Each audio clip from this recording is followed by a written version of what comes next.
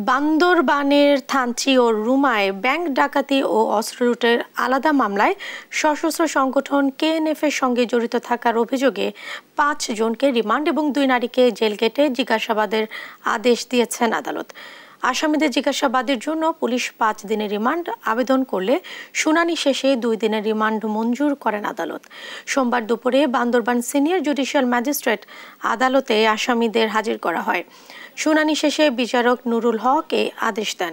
Police জানায়, থানচি থানার ৫ নম্বর GR মামলায় আলেন চেউক বম, ভান্নুন নোয়াম বমকে ২ দিন এবং একই মামলার নারী আসামি জেমিনিও বমকে জেল গেটে জিজ্ঞাসাবাদ এবং রুমা থানার জিআর ৫ নম্বর মামলার লান লিয়ান সিয়াম বম, ভান নোয়াম বম ও ভানলাল থাং বমকে ২ দিনের রিমান্ড এবং নারী আসামি লাল রিন তোয়াং বমকে জেল গেটে জিজ্ঞাসাবাদের আদেশ দেওয়া হয়।